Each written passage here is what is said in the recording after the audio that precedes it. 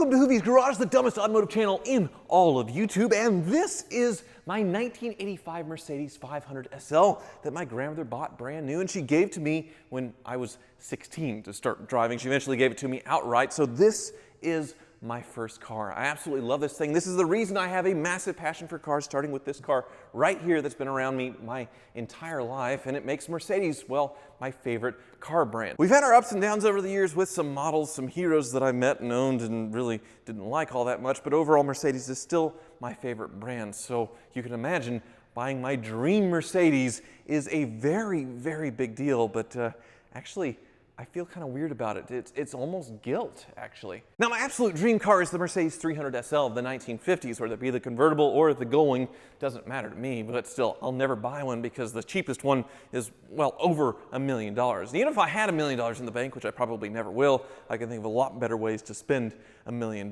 So as far as cars that are on this planet-wise that I would dream about owning, an SLR McLaren definitely tops the list, but that's $200,000 for the cheapest one, and the maintenance is absolutely insane. Just spark plugs. Changing the spark plugs requires removing the engine. They're also a little overstyled, and that transmission is just a normal 5-speed automatic.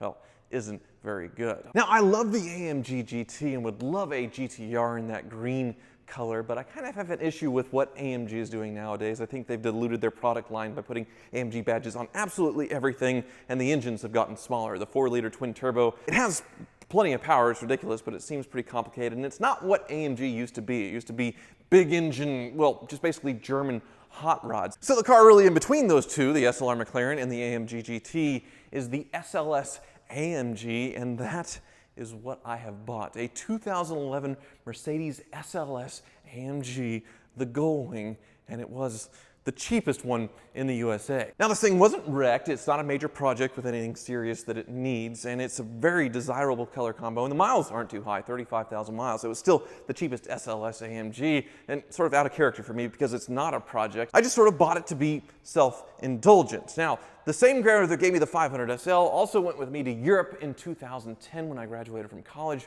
We went to Germany to the Mercedes factory, and at the time, this was just coming out. They had it in the Mercedes-Benz Museum, and it was the biggest deal ever. It was AMG's first full production car. Before, AMG would take existing Mercedes models and convert them into high-performance beasts, but this was the first car that they got to design from the ground up with a clean sheet of paper. And on top of that, they built it as a tribute to my absolute dream car, the Mercedes 300 SL. So it was an instant classic, and it was instantly the car I've always wanted. Well, it's the car I have. Really, in my opinion, this is the closest anybody has come to building a perfect car. It is a beautiful retro throwback tribute, but it also has serious performance credentials, all the modern technology and comfort inside. So it is the perfect grand touring car. It is a great performance car, and it'll wow people when you pull up to the parking lot and pop these doors. But then just driving around normal, it doesn't really stick out and get you a bunch of attention like, say, a Lamborghini Murcielago. So it really is the absolute perfect car. And now I'll give you a tour of perfection. Now, my son's 300 SL pedal car is probably the closest that I'll ever get to reviewing a 300 SL or comparing it side by side to my SLS, but if you look, the design is very similar. The grille with the hood star mounted low is very similar to the SLS and different from the SL. Same with these two grooves in the hood and the raised fenders. You have this on the SLS AMG, but a more modern kind of razor sharp version of it. And of course, there's the Gullwing doors. This is the signature of the 300 SL, or the DeLorean, which I did sell, and these are, well, very cool. With the door closed, when you lock it, the door handles fold in flush to the body, kind of like a Tesla. Unlock it, it pops back out.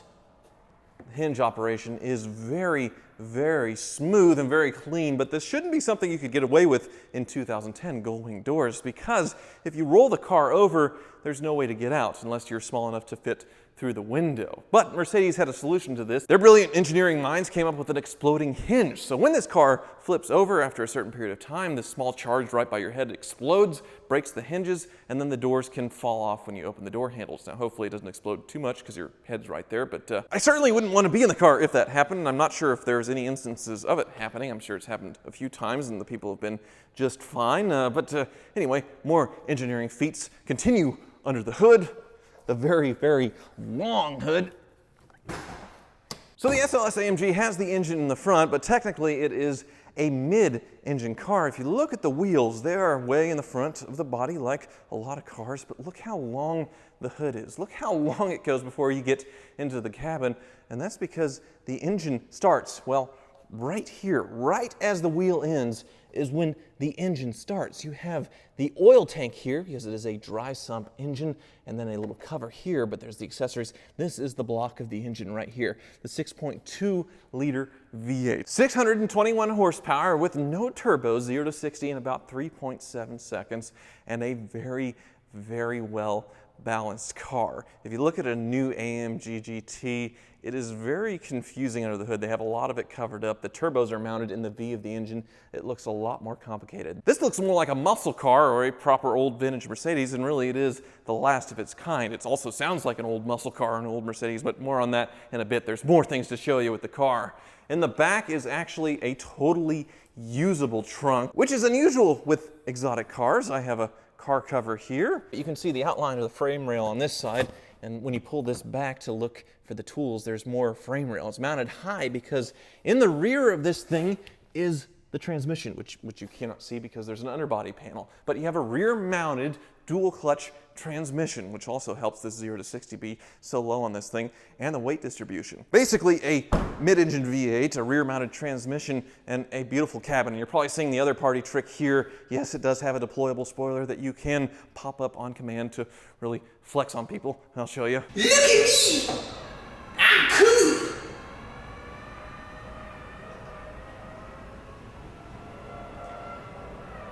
And now that we're inside, just look at this interior. The exterior color is actually Designo Mystic White, so Mercedes Design House is a special color. It has a lot more pearl and metallic to it that's probably not showing up on camera.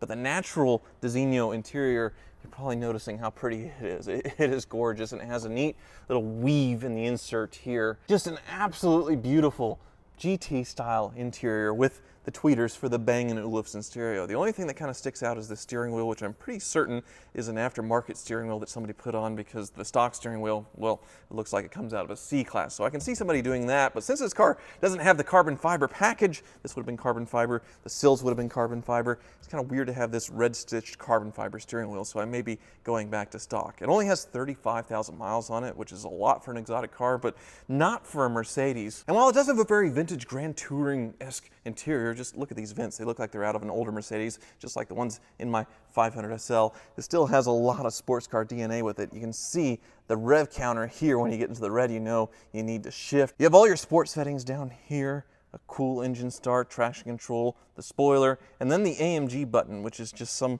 crazy setting that AMG gives you for what they think is peak AMG performance. Normally I don't care about any of this sports stuff though. I just want a car that drives really nicely down the road, and so many cars have gone so sporty that they're ridiculously uncomfortable, but not the SLS AMG. The comfort mode is very comfortable. The seats are ridiculously comfortable and adjustable. You can see all the lumbar air bladders here.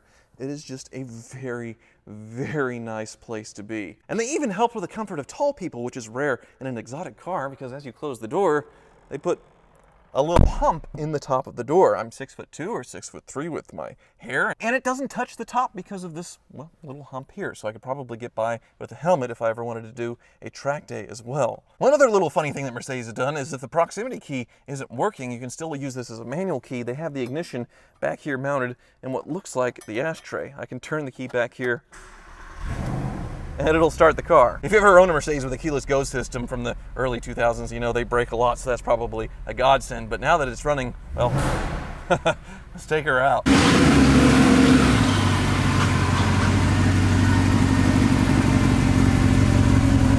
Now, if you were a blind person and could drive, which is impossible, but if you could, and you got into this car and you floored it for the first time, well, you would think that it's a Corvette or some kind of muscle car. The rear end broke loose just like a muscle car, and the power and the noise it makes, well, it's just unbelievable. It sounds like a big burbly American V8, but it's a big burbly German V8. Now my tires on the back are a little tired, which is exacerbating the looseness in the rear, but when you actually start driving this thing, well, like a sports car, it does handle really well. A little bit of traffic, but let's throw it into the on-ramp. There's that rear end again. Go, go, go. It's just nuts.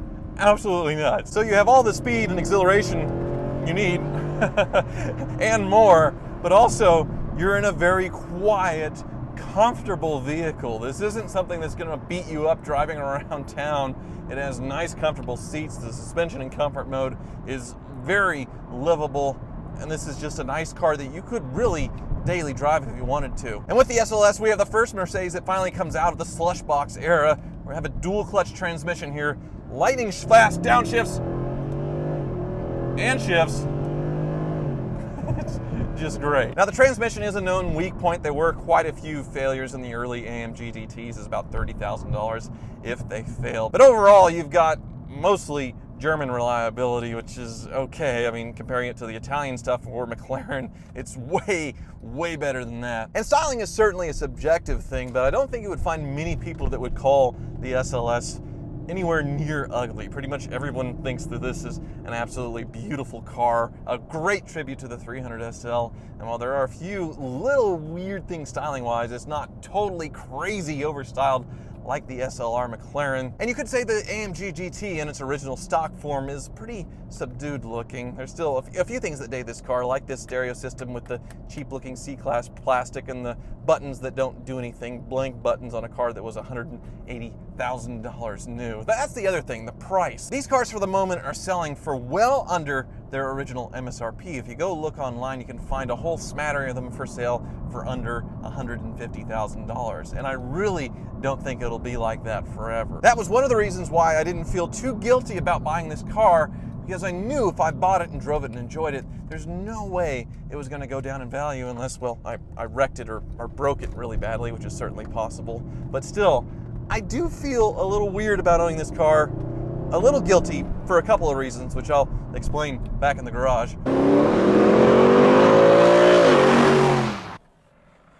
Need to work on being more graceful when I get out of this thing. So why do I feel weird about buying this car, or almost guilty about buying it? It's actually two reasons. The first reason is this is kind of the Avengers Endgame car for me. There will never be a car that's going to be more exciting, more fun, more of a dream for me to buy than this SLS AMG. And despite that, I'm not jumping up and down screaming like crazy that I used to when I would buy a $200 Lexus or a $2,800 Land Cruiser. I've just sort of become numb to it. And while I am super excited and super thankful that you guys watch and make all these car purchases possible, I have two Lamborghinis outside. It's absolutely insane. I'm not jumping up and down and screaming about it, so excited like I used to be. It's kind of gotten numb. And I realized this when I went with a friend. He bought a car for $5,000 and it was a family event. They were all there to see it get unloaded from the truck and they were so excited, all of them filming with their cell phones. It was just a really big deal for them. And now every time I buy a car, my family's like, oh, he bought another car, who cares? And I think it's kind of getting to that point on the YouTube channel as well with you guys. So that's the first reason. The second reason is people are really struggling right now in the country. Me buying another six-figure car, well, it just feels weird. It doesn't feel right. And I said in my million subscriber video that I'm going to do more things to give back. And it really was very exciting and very fun for me to do videos like giving the cars back to the people after I give them the money, or the last hand wins the Maserati. And I want to do more things like that. I want to feel that excitement in other people in getting a car that they really need or they really want. And me either facilitating that or actually making it happen through the power of YouTube and you guys. So stay tuned for new things. It's not going to be totally different. I'm still going to buy cars and do crazy things with cars, but this is kind of a turning point, I guess. And this is a great car to have a turning point with because it is absolutely amazing. Thank you for watching.